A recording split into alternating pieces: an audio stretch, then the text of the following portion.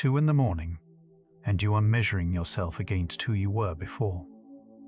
In that dark, the verdict arrives on its own, still not back to normal. But what if that reading is a question, not a sentence? Here is the part no one warns you about. The harder you try to return to that person, the further healing seems to move.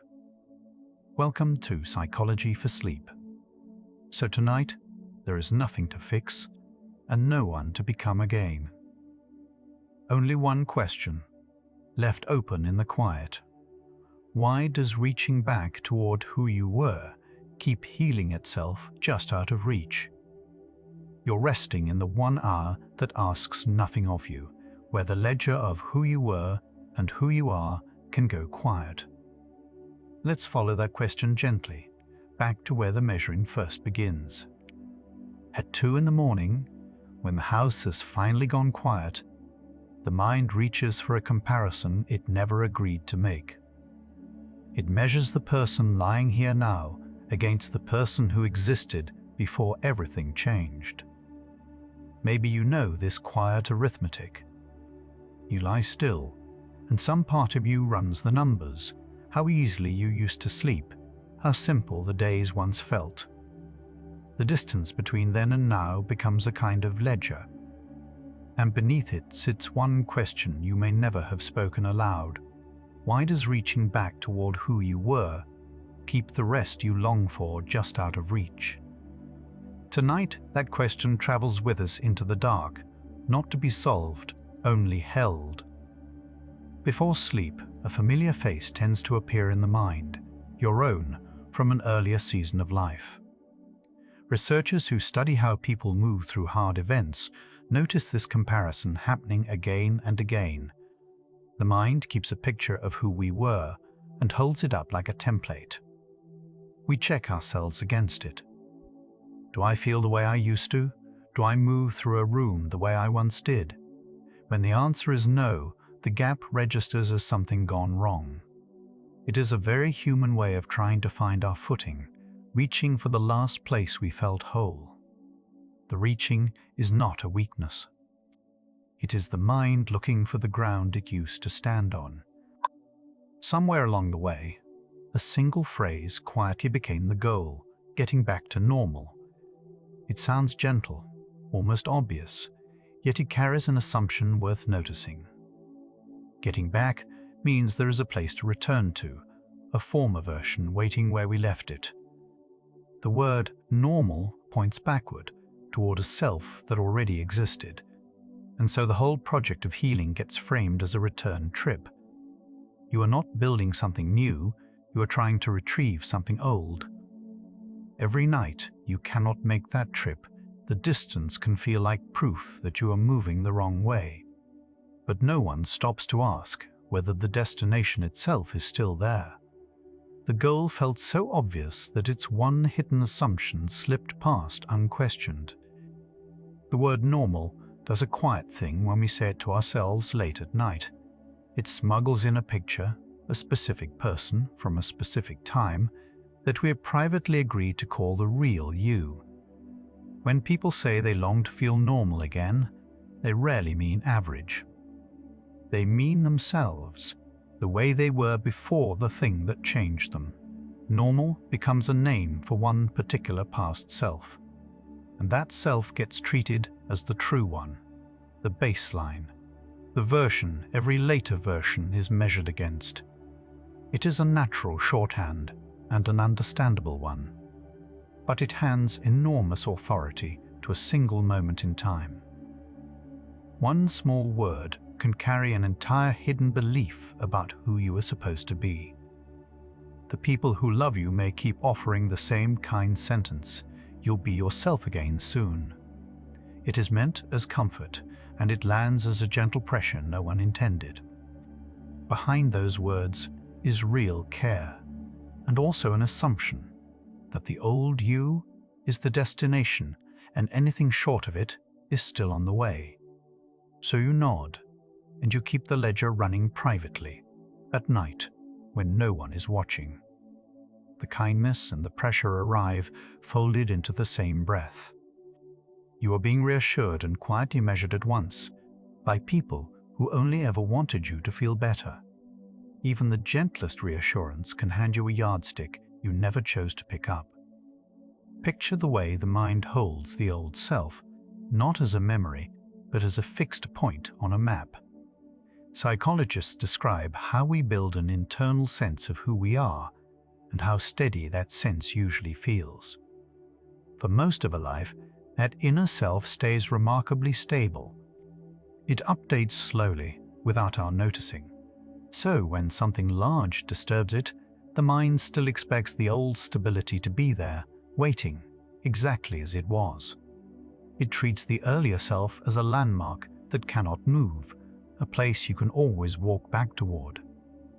The difficulty begins when the landmark is gone and the walking never quite arrives. We navigate by a version of ourselves we assume is still standing right where we left it. Late at night, the comparing can become a ritual, repeated without permission. It runs like a nightly audit, an accounting of everything that used to come more easily. The body is tired, the room is dark, and still the mind pulls up the old records. Sleep then. Ease then. Lightness then. Each item gets weighed against now, and now rarely wins. This is not you choosing to trouble yourself. It is a mind doing what minds do when they lose their footing, searching the past for the coordinates of the person who once felt secure. But the search keeps you awake, night after night, long after the day has ended. The measuring was never a choice. It is what a mind does while it looks for solid ground. When the distance between then and now refuses to close, it can slowly begin to feel like failing. That feeling has a logic to it, even if the logic misleads. If returning is the goal, then not returning is falling short. The mind treats the unclosed gap as evidence, proof that you are healing wrong or too slowly, or perhaps not at all. So the tiredness gains a second layer, not only the weight of what happened, but the ache of not being past it yet. Two burdens stacked in the dark. And the deeper one rests on the belief that the old self was the correct place to land. The sense of failing is real, but it stands on a measurement no one has stopped to check. A particular weariness settles in when you carry a comparison you cannot set down. It is different from the tiredness of a long day. This one follows you onto the pillow. Ordinary fatigue eases with rest. But the fatigue of measuring yourself against a lost version does not ease, because the measuring never fully stops. Every quiet moment becomes another chance to notice the gap. The mind, trying to help, keeps reopening the same file. And so nights meant for rest turn into nights of quiet review. You wake already tired, because part of you worked through the dark on a comparison that has no ending. Some exhaustion comes not from the day behind you, but from a verdict you keep rereading in the dark. What if the difficulty was never how far you are from the old you, but the measuring itself? It is a strange thought at first, because the comparison feels so natural, so obviously right. For a moment, set down the question of whether you have returned and lift a quieter one instead. A person can do everything with care and still never arrive back, not from failing, but because the destination was chosen by mistake. A yardstick can be perfectly accurate and still be pointed at the wrong place. If that were true here, then the nights spent falling short were never measuring your healing at all. The question has quietly turned. Perhaps the ache is not that you cannot return, but that returning was the wrong aim. Consider how much trust we place in the measuring stick before we ever check what it measures against. A ruler tells the truth about distance, yet it says nothing about whether the endpoint belongs there. We rarely question our yardsticks. They feel neutral, as though they simply report reality. But every measurement hides a choice, the choice of what counts as 0 and what counts as the goal. When the chosen goal is a former self, the ruler will faithfully report how far you are from it night after night, without once mentioning that the goal itself might no longer exist. The tool is honest. The setup is what may be quietly off. A perfectly true measurement can still be aimed at the wrong place. You may have assumed that what a hard event leaves behind is mostly memory, images that return uninvited. Those who study these experiences suggest something wider may also be at work underneath the memories. Memories are the part we notice, they announce themselves. But researchers propose that a significant event can unsettle quieter things too, the background beliefs we rarely put into words, not the story of what happened, but the assumptions we lived by before it did. This is offered as a way of understanding, not a settled law. Still, it points somewhere.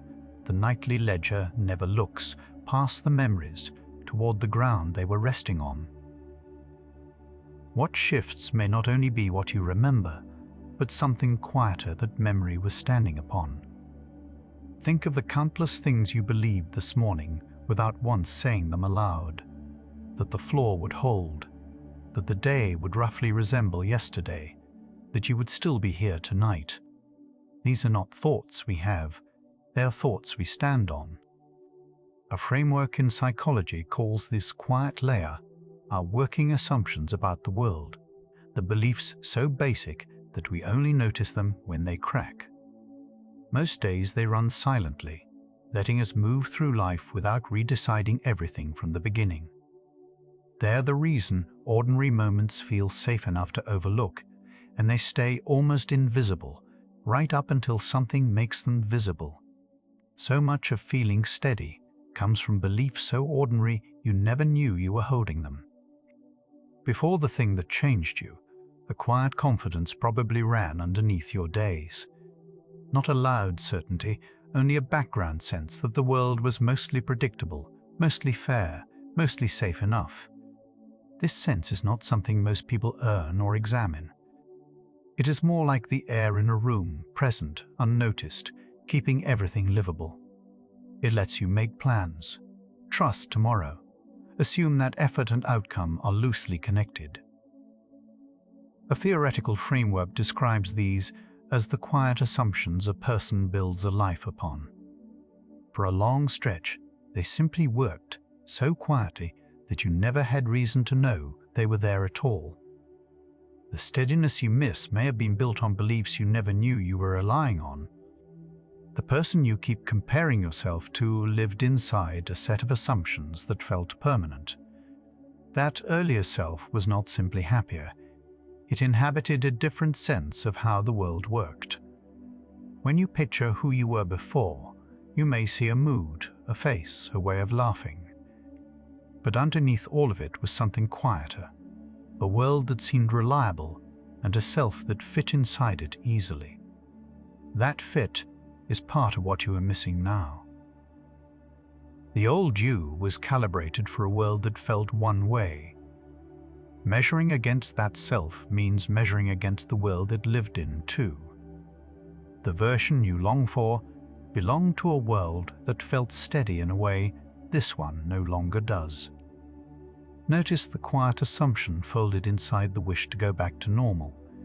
It assumes the normal you are reaching for is still standing where you left it. A return depends on the place still being there. Longing to feel like ourselves again, we picture stepping back into the life we had before. But a framework studying how people meet hard events proposes that the event can change the very ground, the background beliefs that made the old normal feel normal. If those have shifted, the place you are trying to reach may no longer be there. Not because you are failing to arrive, because the address itself has quietly changed. The longing assumes a home that may have stopped being where it used to be. Imagine carrying a map of the place you know by heart, every street, every turn. Now imagine the land has changed, while the map in your hands has not. The map is not wrong. It was accurate once, but held against new terrain, it keeps sending you toward corners that are no longer there. You are not lost because you read it poorly, but because the ground shifted while the map stayed the same. The former self can work like that map, a faithful record of who you were, held up against a life whose landscape has quietly moved. The mismatch feels like your own failing.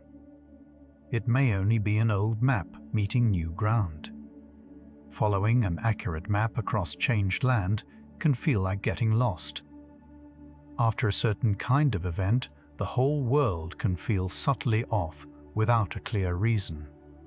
One framework makes sense of that feeling by naming 3 quiet beliefs we carry. The idea, proposed decades ago and still discussed, is that people tend to assume the world is broadly kind, that events make some sense, and that they themselves hold worth. These are not facts to be proven. They are working assumptions, held lightly and mostly unseen. A hard enough experience, the framework suggests, can unsettle all 3 at once.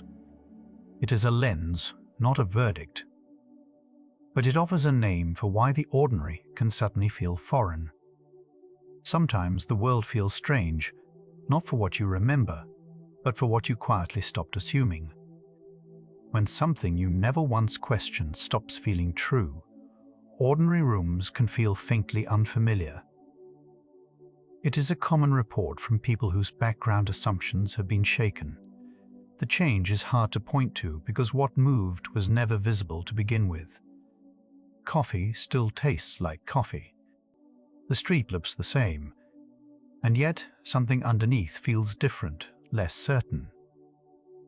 When the quiet beliefs that made the world feel safe are unsettled, all of experience takes on a slight strangeness. Nothing specific is wrong, and everything feels slightly changed. It can be one of the lonelier feelings there is, precisely because it has no obvious cause. The world can look untouched and still feel entirely different when the ground beneath it has moved. It may seem, at first, that what disturbs your nights is the memory of what happened. But sit with it, and something quieter turns out to be underneath. The memory is loud, so it takes the blame.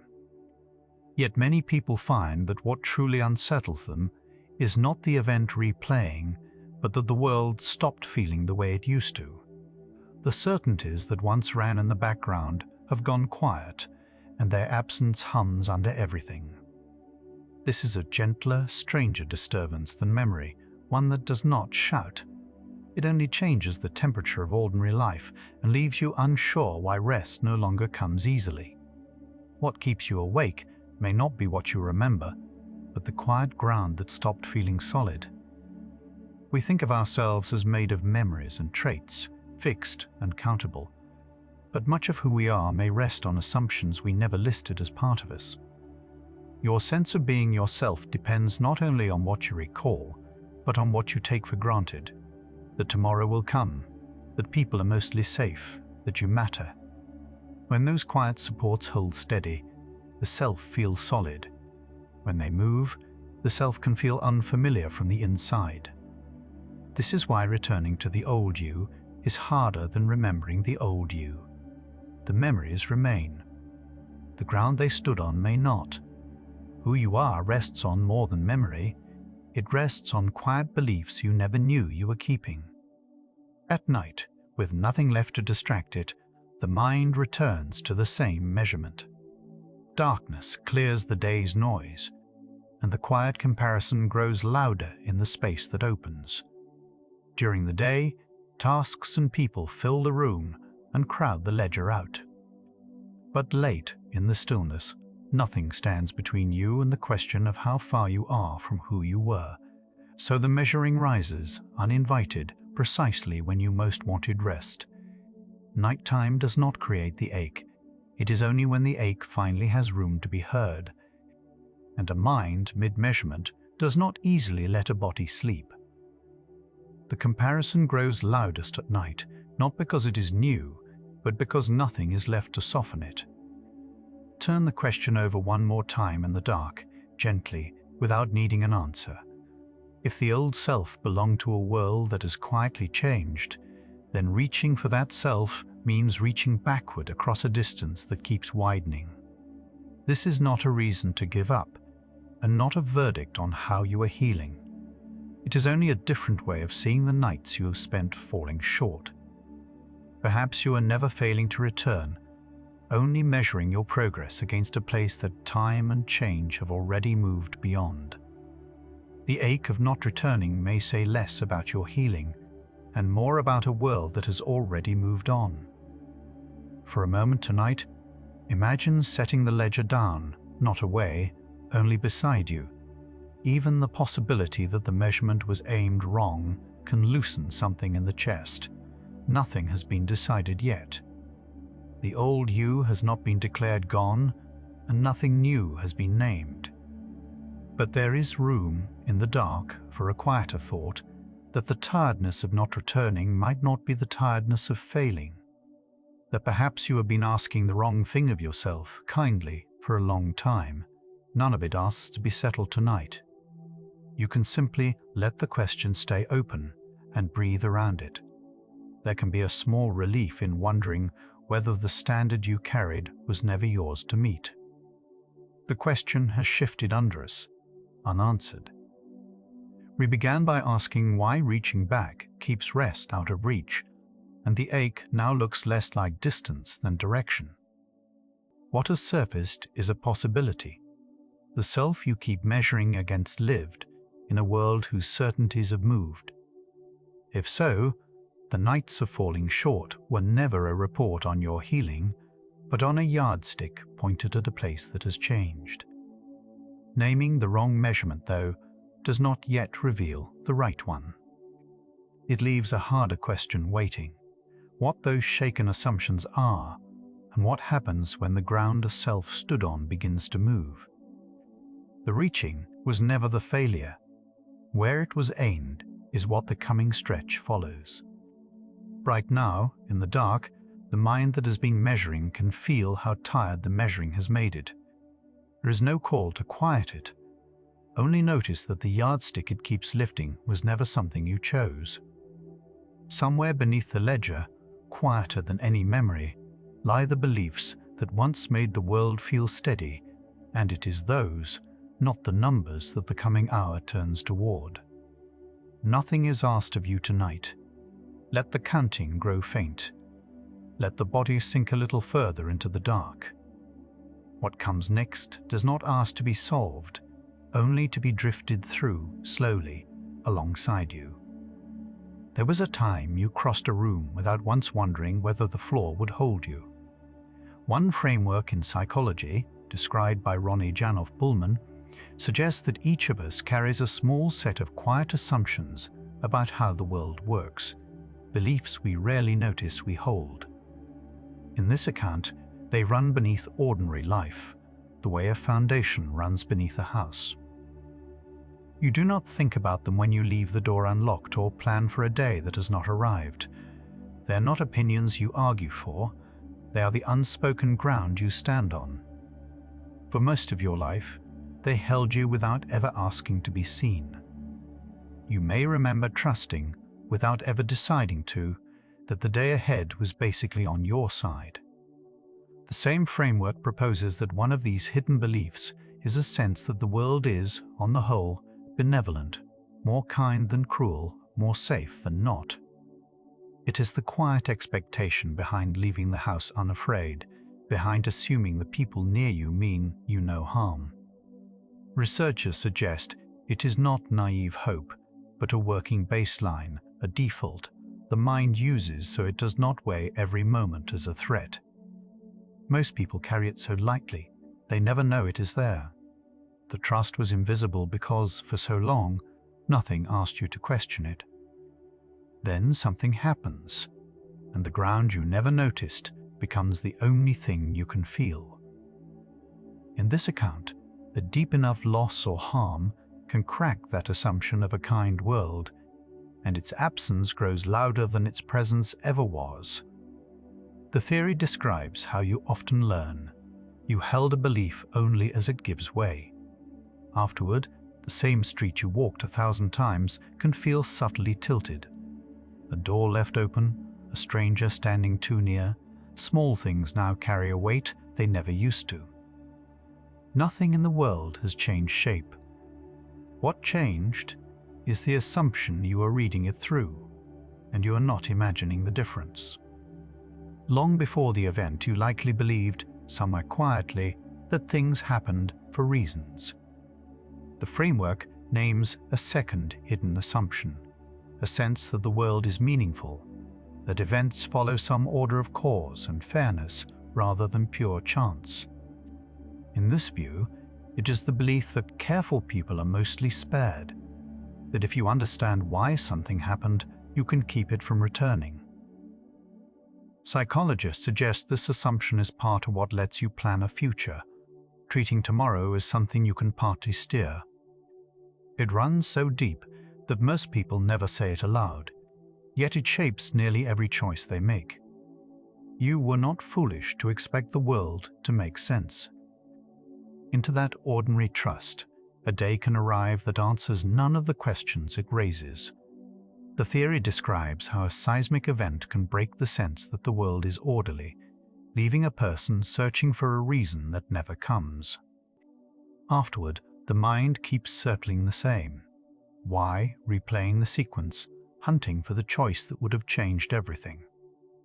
In this account, that circling is not weakness or fixation. It is a mind trying to repair a broken assumption, reaching for the fairness it once took for granted. Sometimes there is a reason to find.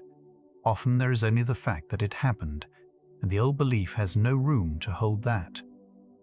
There is a background belief, one you may never have spoken, that you were a decent person to whom life would be broadly fair. The framework describes a third quiet assumption, a sense of the self as worthy, as someone good things could reasonably happen to. In this account, it is not vanity or pride. It is the ordinary, low hum of self-regard that lets you feel you belong, that you are not marked out for harm. Researchers suggest it works alongside the other two, forming an inner weather in which a person expects to be mostly all right. You did not feel this belief. You felt its effects, a basic ease in simply being yourself. Afterward, the strange question can begin to follow you: why me? And what does it say about who I am? The theory suggests that a deep enough harm can unsettle that sense of worth, trading quiet belonging for a feeling of being singled out. When the world stops feeling fair, the mind sometimes turns the unfairness inward, reasoning that if this happened, perhaps some part of you invited it or failed to stop it. Psychologists describe how this is not the truth of what occurred. It is an old assumption trying to make sense of what it cannot. The self-doubt was never a verdict on you. It was a wounded belief, doing its best to explain the unexplainable. This kind of change does not feel like changing your mind about something small. Researchers have used the word seismic to describe what happens when these deep assumptions move, not a shift in opinion, but a shift in the ground beneath opinion. In this account, most beliefs sit near the surface and can be updated without much disturbance. These three run far deeper. They are the frame you hang every smaller belief upon. When the frame moves, everything hung on it tilts: your sense of the future, of other people, of yourself. That is why the disturbance can feel total rather than specific. It was never one thought that changed. It was the floor those thoughts stood on. Perhaps you have walked into your own kitchen and felt, for a moment, like a visitor there. The framework offers a way to describe that strangeness. You are reading a familiar world through a frame that no longer matches it. In this view, the objects have not changed. The rooms, the faces, the routines are exactly as they were. What changed is the set of assumptions you used to interpret them without effort. A world you trusted to be safe now has to be checked. A future you assumed would make sense now has to be watched. The mismatch is felt as a low, constant unfamiliarity, the quiet sense that you are living slightly beside your own life. Some nights, your body stays alert long after there is anything left to guard against. In this account, when the assumption of a benevolent world thins, the nervous system stops treating safety as the default and begins treating it as something to confirm.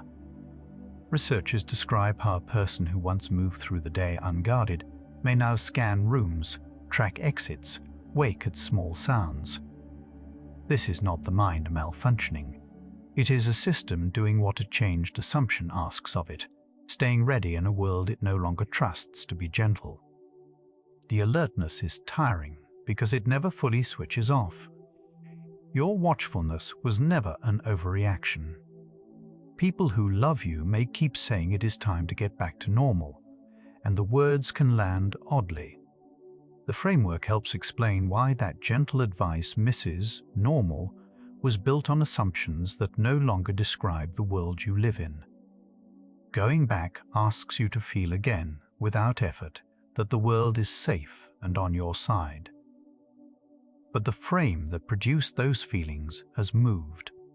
You cannot simply decide to trust a floor that gave way once. It treats the trouble as a mood to recover from, when the theory suggests it is a map that changed. That gap is why the kindness can feel spoken about a life you no longer live. You might fear that feeling this unmoored means something in you is broken. The framework offers a different reading. What you face may be less a wound in the mind than a change in the map the mind navigates by. In this account, the trouble is not that memories have grown too loud, or that you fail to move past them. It is that the quiet assumptions you used to make sense of everything have shifted, and no one handed you a new set. A map that no longer matches the land does not mean the traveler is broken.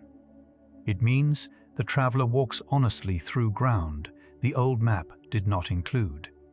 The disorientation is information, not damage.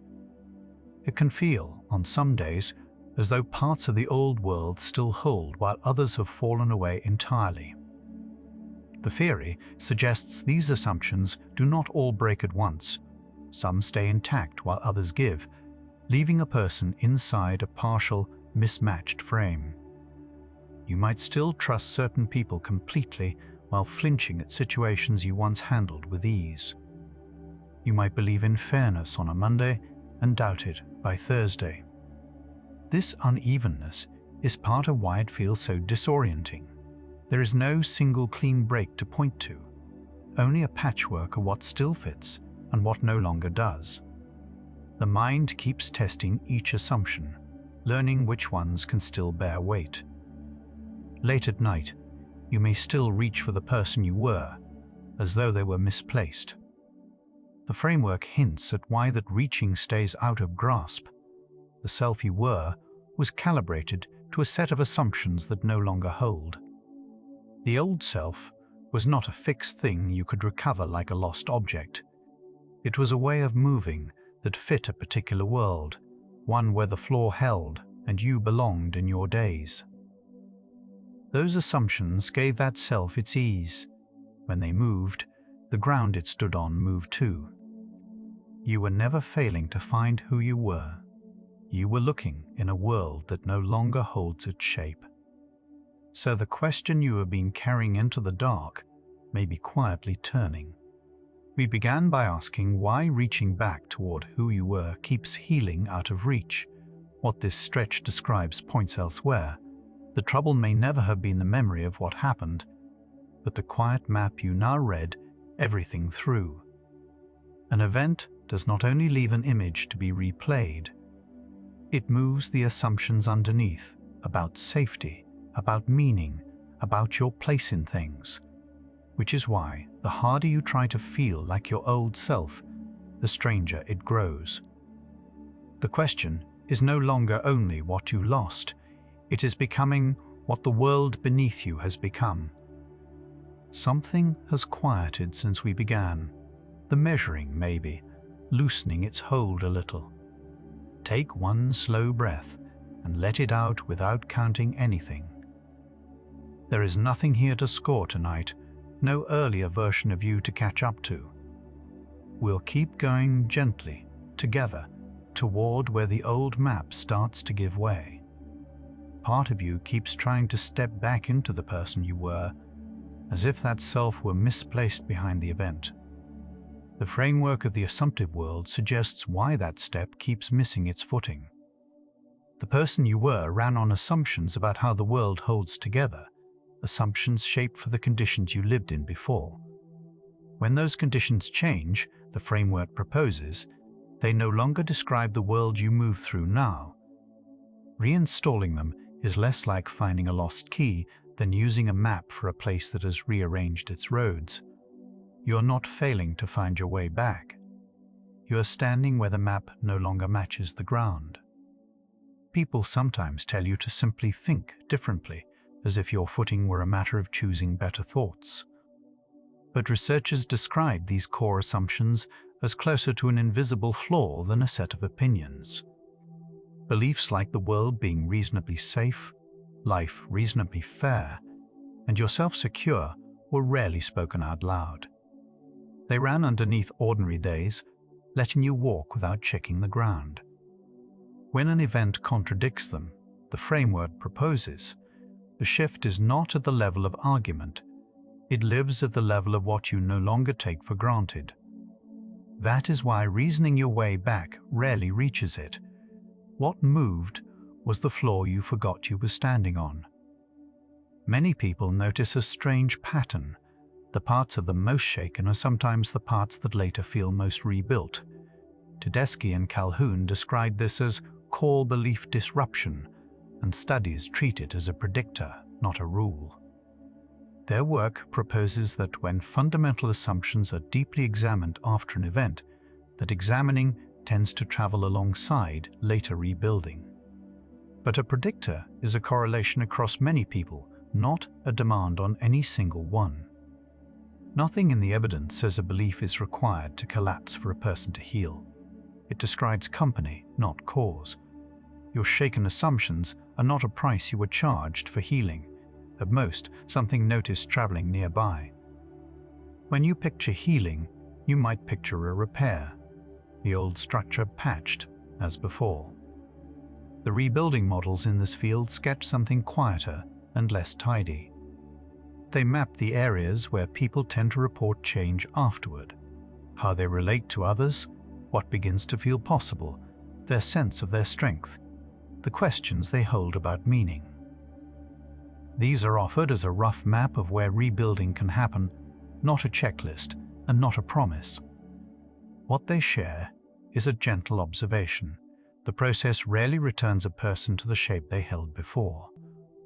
The work was never to restore the old room, but to notice what is slowly taking form in its place.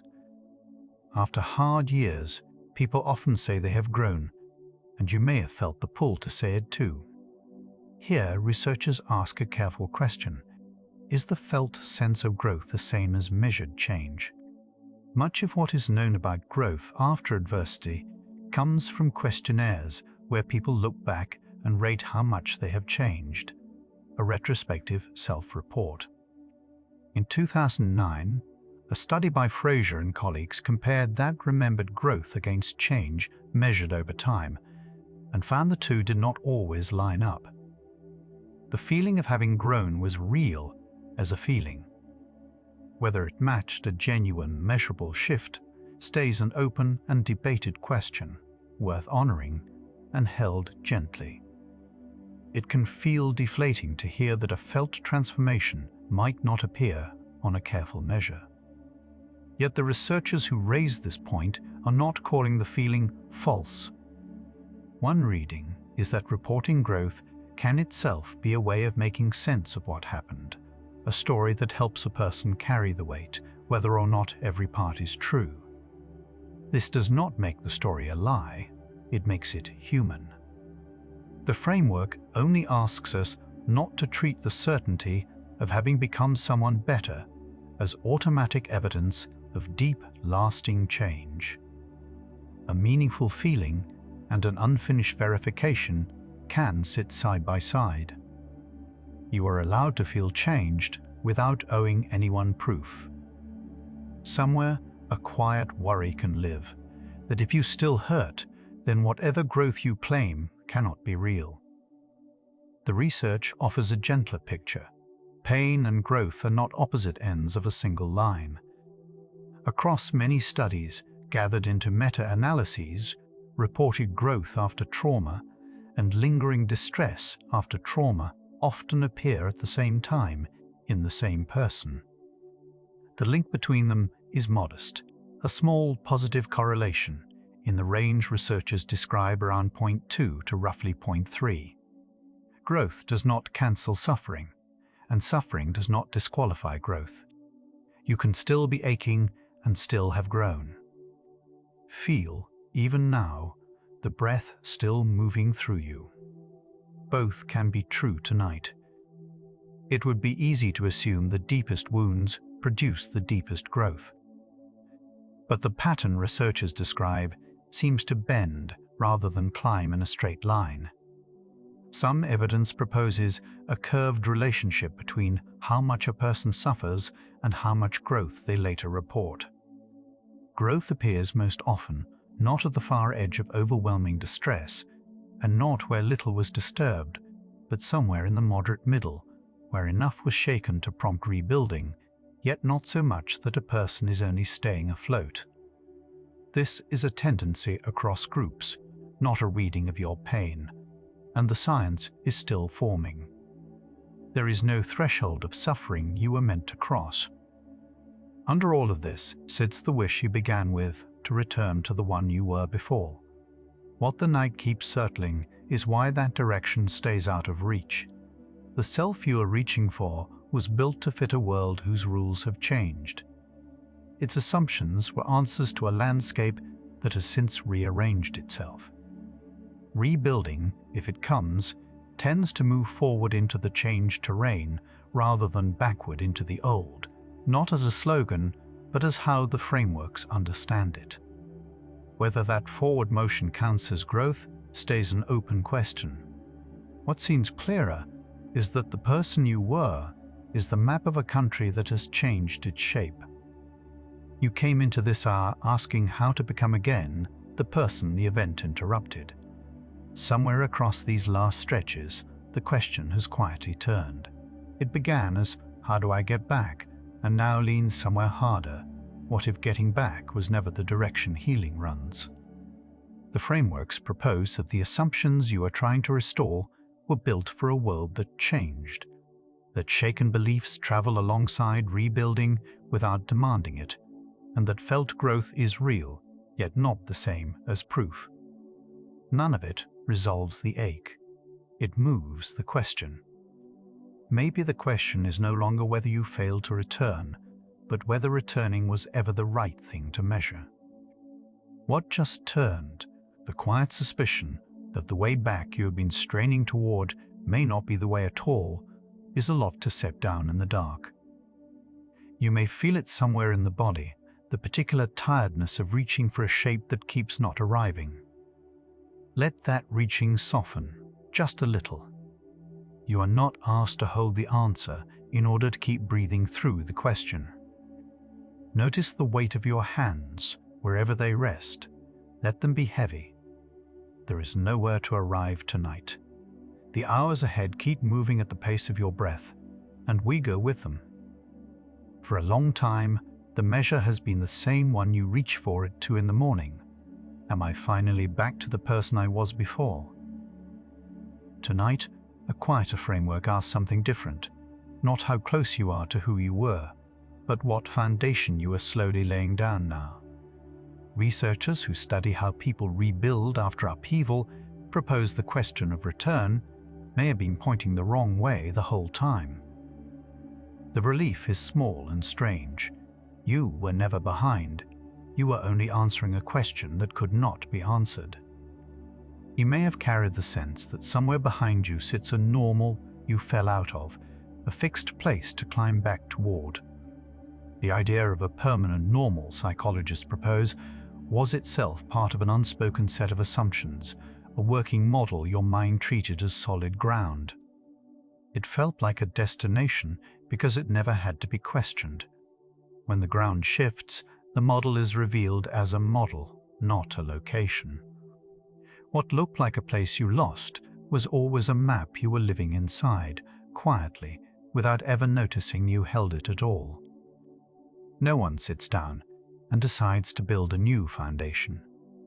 It gathers instead from small, ordinary moments across your waking days, a morning that passes without collapse, a conversation that ends gently, a week that simply holds. Each of these quietly offers your mind a revised assumption to test. The framework describes this less as a choice and more as accumulation, the way sediment settles without instruction. You cannot argue your way into new ground. You can only keep meeting the days and let them slowly propose that the world might be steadier than it recently seemed. Some people notice their circle rearranges itself in the aftermath, though no one planned it. Ties that once felt central thin out, while a few others deepen past anything they were before.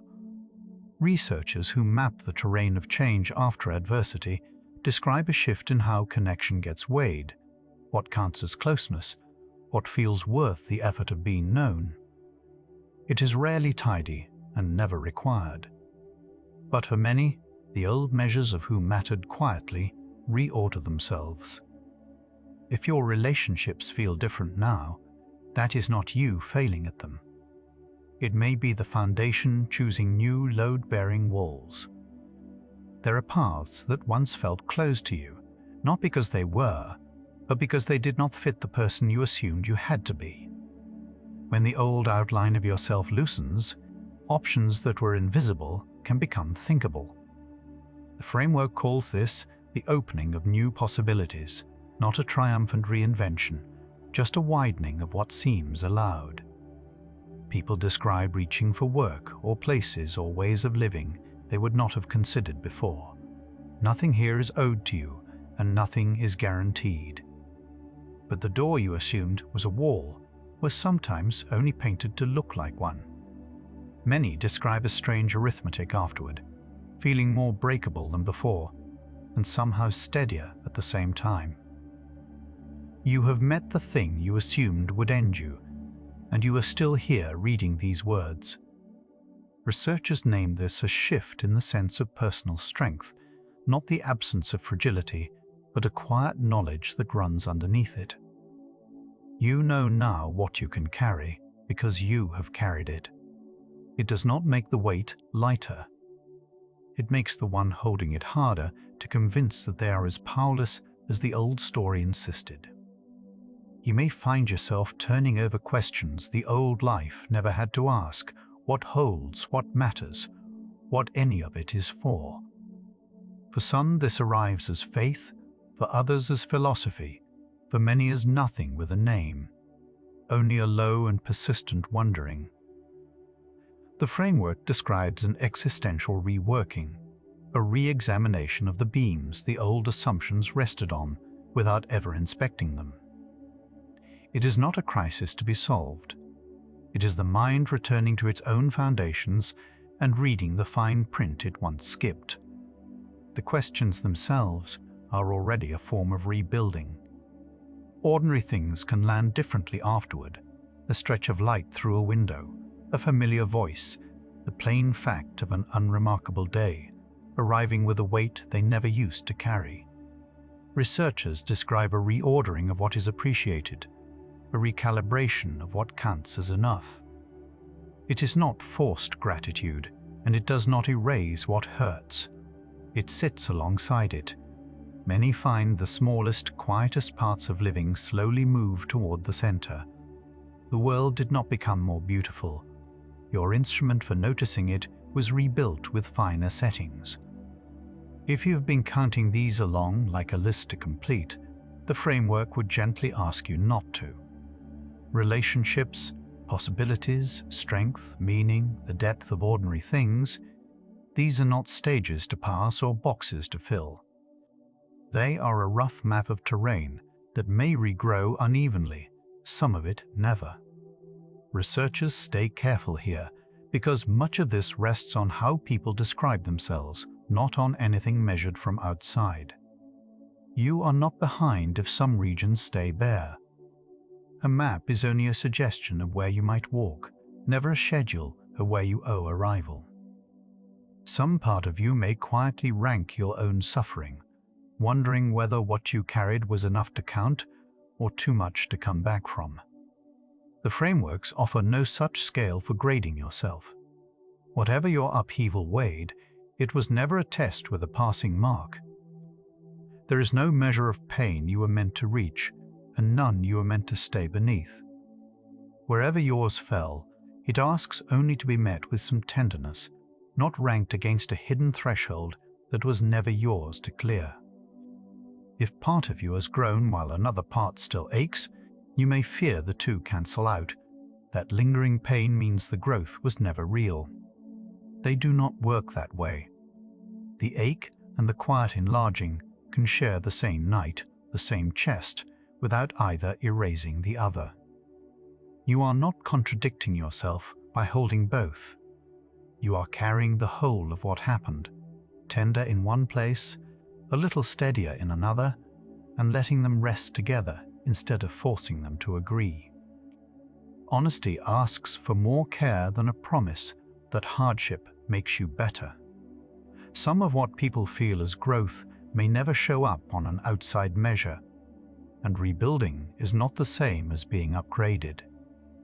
What a new foundation can do is hold losses. The old one never had to. And when the upheaval has been severe, no framework replaces a trained person sitting with you through it. That steady company is its own quiet form of rebuilding, and reaching for it is a strength, never a shortfall. A foundation does not rise at the speed of a decision. It rises at the speed of repeated evidence, day after ordinary day, quietly proposing that the world may be a little more livable than it recently proved. You cannot think your way into new ground, the way you cannot convince a plant to root faster by explaining soil to it. The framework describes belief reforming through accumulation, not argument. So if you have followed all of this and still feel unchanged tonight, nothing is wrong. Understanding is the blueprint. The building happens slowly in the days that keep arriving after this one. The feeling of being a stranger to yourself, reaching for reactions that used to be automatic and finding them gone, can read like proof that something is broken. The framework offers a gentler reading. That disorientation is often what a foundation looks like from the inside while it is still being laid. The old assumptions have loosened and the new ones have not yet set. Of course, it feels unfamiliar. You are standing inside a house mid-construction, mistaking the scaffolding for ruin. The unrecognizable quality is not the absence of a self. It is the presence of one still arriving. Try for a moment to picture the measurement itself. Night after night, you hold up the person you were before and check yourself against them, reading each difference as distance still to close. But a measurement assumes its reference point still stands. The framework's quiet proposal is that the reference point, that earlier self, was calibrated to a set of assumptions about the world that the upheaval has since revised. You have been comparing your present to a fixed star that already moved. The gap you keep reading was never only about you. It is partly about how far the ground itself has shifted. Somewhere in these hours, the question has turned in your hands. We began by asking how to get back to who we were. It is becoming, instead, a question of what world we are now learning to trust, and whether that earlier self was ever the right place to be heading at all. It is a common habit to think of yourself as a fixed thing, an object you owned, then damaged, then lost. The framework, and much of psychology alongside it, describes identity differently less a possession than a process, something continuously assembled rather than kept on a shelf. The person you were before was not the real you finally interrupted. It was one configuration among many your life has moved through. Seen this way, the ache of not returning softens a little. You are not failing to recover an object. You are doing what a self has always done, becoming its next arrangement. The memory of who you were can feel so vivid it seems available, as if you could step back into it if you only tried hard enough. But that remembered self is a snapshot, a person calibrated to assumptions that described a world you no longer live in. The framework suggests the reason you cannot simply resume them is not weakness of will. It is that their settings were tuned for conditions that have changed. You are not locked out of an old room. The room's coordinates were tied to a landscape that has quietly rearranged itself beneath your waking life. Say it plainly, the way the framework does. To measure your recovery by how closely you resemble the person you were before assumes that person is still the right target to aim for. But their whole way of standing in the world was built on assumptions. The upheaval has since unsettled. Aiming to become them again is aiming at a figure standing on ground that has moved. This is not a reason for despair. It is a reason to set down one instrument and reach for another, one that measures not resemblance to the past, but how livable the world you actually have is becoming. So what replaces the old measure? Not the question of whether you are like you were, but a slower, kinder one, whether the world you are learning to assume is becoming a place you can move through again, whether tomorrow feels a fraction more possible than it did. The framework offers this less as a technique and more as a change of instrument, the way you might trade a ruler for a compass once you realize you were never measuring length at all. You have been grading yourself on the wrong scale, and quietly, without ceremony, you can stop. None of this foundation gets laid in isolation. Much of what steadies a shaken set of assumptions comes from being witnessed, someone who reflects back that the world can be, in small ways, gentle again. Researchers describe relational safety as one of the surer conditions under which people rebuild. For ordinary hardship, this can be the people who stay. For the heavier kinds, it can be a trained person whose whole role is to sit with the rebuild without rushing it. Reaching toward that is not an admission of brokenness. It is how foundations have always risen, with more than one pair of hands. Not every assumption returns, and the framework stays honest about this. Some people never fully recover the sense that the world is entirely safe or entirely fair. What forms instead is a foundation with room for what happened, one that no longer depends on the world being perfect in order to stand. There is a quiet counterturn that many people describe. A set of beliefs that has been shaken and rebuilt around a truth can hold more weight than one that was never tested at all. Sturdier is not the same as unbroken. Sometimes it is the opposite. Right now, awake in the low light, you may be holding two things that seem as if they could not fit together. Somewhere in you is the person you were before, still remembered, still missed. And somewhere alongside is the person slowly arriving, unfamiliar and not yet fully formed. The framework would not ask you to choose between them or dissolve them into one. Carrying both at once is not confusion.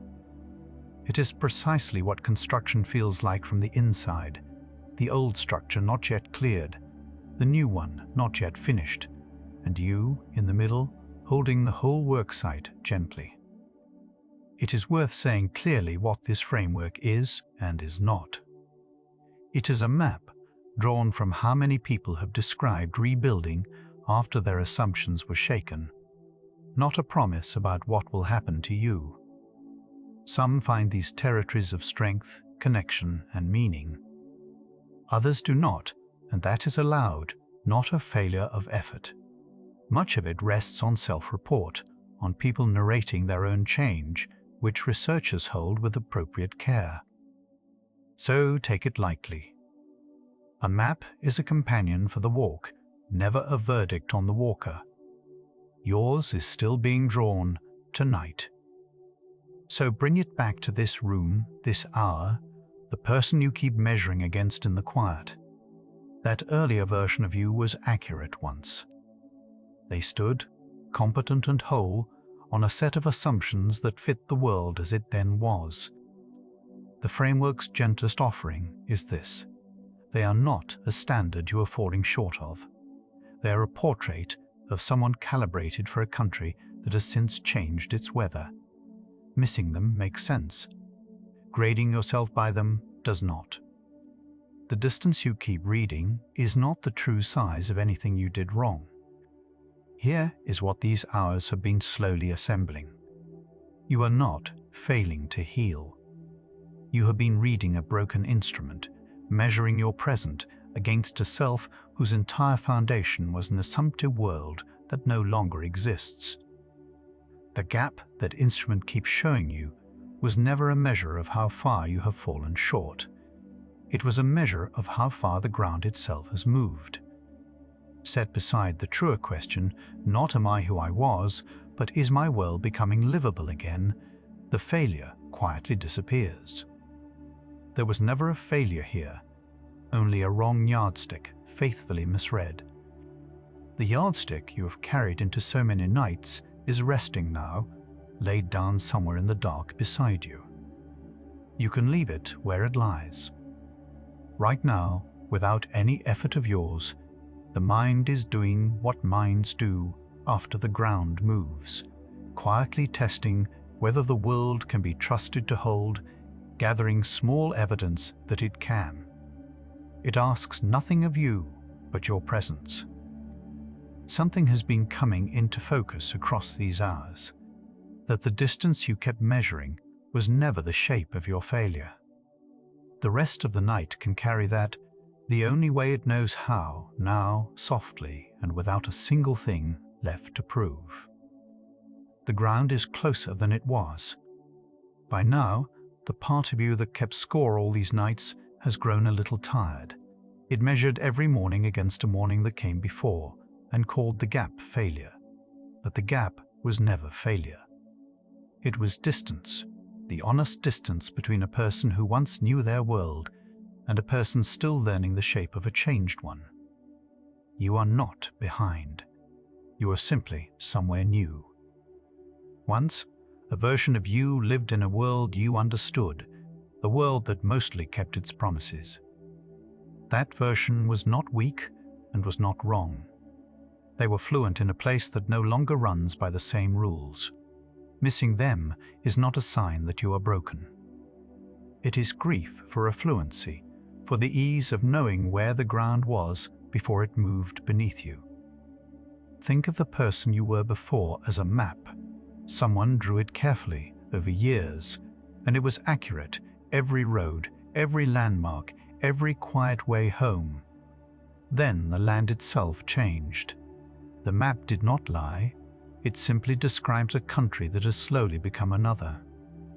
And you have been standing in the new country, holding the old map, wondering why nothing you see lines up with it.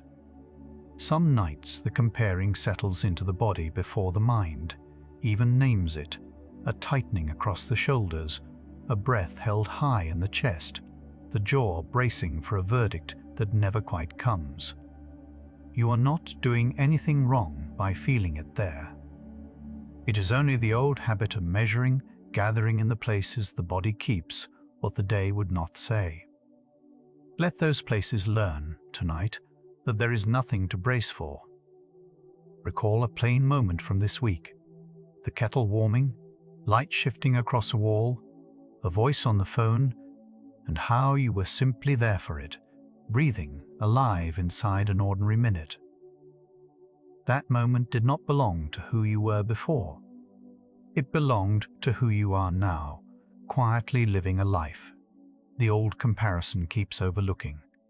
You who've been here all along, in small, unremarkable moments that were never failures at all. For a long time, in the dark, you have been asking the wrong question of yourself. Not because you were careless, but because everyone handed you the same yardstick, the one that measures how near you are to who you used to be. Held against that ruler, of course you come up short. It was built to measure a journey back that was never the true direction of this one. Imagine setting that ruler down, just for tonight, not throwing it away, simply laying it on the table beside the bed and letting your hands be empty. Without it, there is no failing grade waiting in the small hours. There is only you, in the country you actually live in, breathing. The measuring can wait. It has waited this long already. It can wait until morning, or longer. Nobody returns to who they were, not after anything that reshapes the ground beneath a life. This is not the sad exception that happened only to you. It is the quiet rule underneath every person who has ever lived through something. The ones who seem to have gone back have not gone back. They have learned a new country so well, it feels, at last, like home again.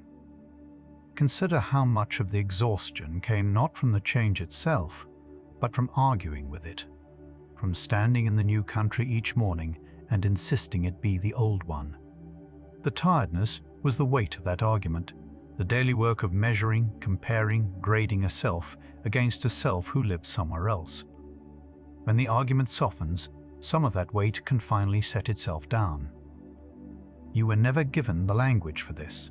The word healing sounded like restoration, like walking home to an old self who was waiting, unchanged, on the other side.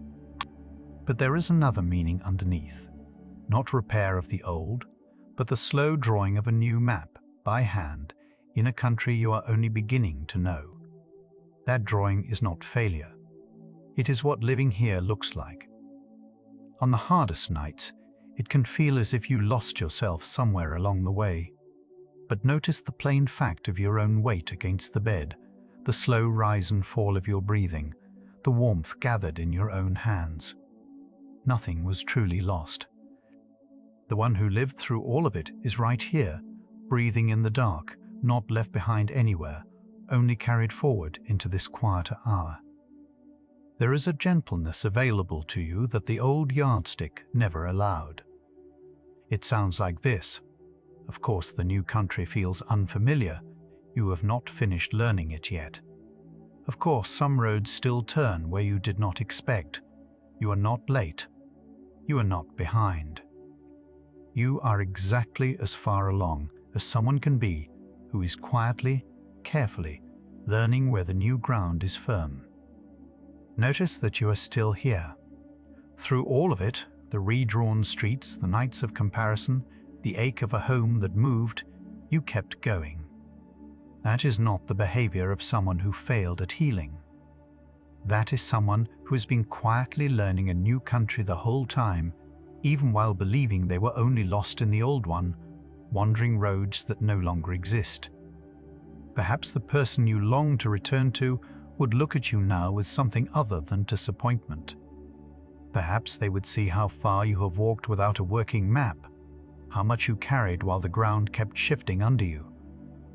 Perhaps they would not ask you to come back at all.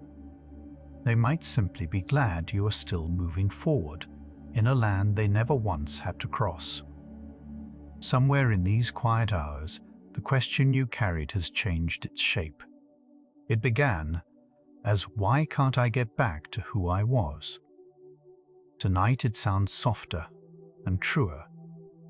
What if that self was never the destination, only the last map of a country that has changed? You are not asked to solve that thought. You only let the old measuring loosen its grip, here in the dark, where nothing is being graded. It can be tender to admit that the old world is gone, the one where you assumed, without ever saying it aloud, that the ground would hold and the days would keep their word. That assumption was not naive. It was simply the map you were living by. When it changed, the disorientation was real. But disorientation is not the same as being broken. It is what learning a new world feels like from inside. Much of what felt like weakness was really translation. The slow, quiet work of carrying meaning from one world into another that runs by different rules. Translation is tiring. It is also proof of motion. You were not stuck. You were doing the unseen labor of learning to live somewhere your old fluency could no longer follow. That labor has a name, and the name is not failure. It is becoming. There will be mornings the old map still calls to you, and that is allowed. You can miss the country you knew without it meaning you failed to heal. Missing and mending have always lived side by side. You can hold the ache for what was familiar in one hand, and the quiet learning of what is here in the other, and let them simply coexist tonight, without one cancelling the other. Quietly, without noticing, you began to know this new country better than you think, where the light comes in, which mornings are gentler, how to make a small home out of unfamiliar ground. You've been drawing your new map all along, not in triumph, not in one clear moment, but in the ordinary act of staying and waking and staying again, one plain day after another. The self you are becoming is not a lesser copy of who you were. It is not a repair, not a patch laid over the old shape. It is a different person, drawn for a different world, with its own quiet strengths you have not fully met yet. You are not asked to admire that person tonight. You only let them exist, without measuring them against a ghost of who you were. Let the room be quiet now, and let the old questions rest with the day. There is no exam at the end of this night, no final comparison to pass or fail. The person you were is not grading you from across the change. They are only a map, folded and kind, of a place that once was home, and you are somewhere else now, in a new country, and that is not a wound. You can stop searching the old roads tonight, not because you gave up on yourself, but because the home you were looking for quietly moved, and it lives in you now, in the new country, wearing an unfamiliar face. There is nowhere left to get back to. There is only here, and your breath, and the soft dark settling over a self that was never actually lost, only relocated. Feel how much lighter the body becomes when it stops carrying the old ruler. The shoulders that braced for the nightly verdict can ease. The jaw that held the comparison can loosen. You are not being weighed tonight. You are simply resting in the country you live in, the way anyone rests once they stop demanding the map. Match a land that has already, quietly, changed. And if some part of you is still afraid that you will never feel like yourself again, let that fear be held gently tonight, not argued with. You are already yourself, not the old self waiting unchanged across the divide, but the one who lived through the change and kept drawing the map anyway. That self is here, in the dark, breathing. You have already met them. It is you. You were never failing to heal. You were only holding a map of a country that changed while you were still living in it. The person you were is not lost. They are the careful, faithful drawing of a place that has quietly become another, and you are the one who lives here now. Tonight, you can stop searching the old roads for a home that has already moved into you. Picture a map, worn soft at the folds, drawn for a country you loved and knew by heart. The land it describes has changed, gently, completely, while you went on living inside it. That map was never wrong. It simply belongs to a place that has quietly become another. Right now, in the stillness, you can feel the measuring slow. The self you keep comparing yourself to was only ever a map, and maps do not grade the traveler. Let the old ruler settle out of your hands. Let the distance between who you were and who you are dissolve into the dark where nothing is being scored. You are not behind. You are only here, in the new country, breathing, a home already forming around you. The country you were born into changed shape, and no one handed you a new map. So you drew one night after sleepless night without ever knowing that was what you were doing. You called it failing to heal. It was never that. It was the slow, faithful work of learning to live somewhere the old roads no longer reach. The self you keep grieving is not gone. They are folded into you, a careful drawing of a place that has quietly become another. There is no way back to them. There was never a back, only a here, only this new ground you have already begun to know by heart. Tonight, the measuring can stop. There is no morning verdict waiting. There is only you, in the country you live in, finally allowed to simply be where you are. The Psychology of Emotional Healing and Recovery playlist keeps returning to this tender ground, the distance between who we were and who we are becoming. The next video walks a little further in, toward a question tonight only touched. What do you build once you stop trying to rebuild the old one? That video is waiting whenever you are ready. You can let these thoughts fold away now, the way an old map folds closed at the end of a long day of walking. Let your shoulders come down from the place they brace for the nightly verdict. Sleep carries you into the new country, where no one is measuring the distance you have come. If your eyes have already closed, there is nothing left to compare yourself to in the dark. Rest well, gentle mind. You were never failing to heal. You were only holding a faithful old map of a world that quietly changed.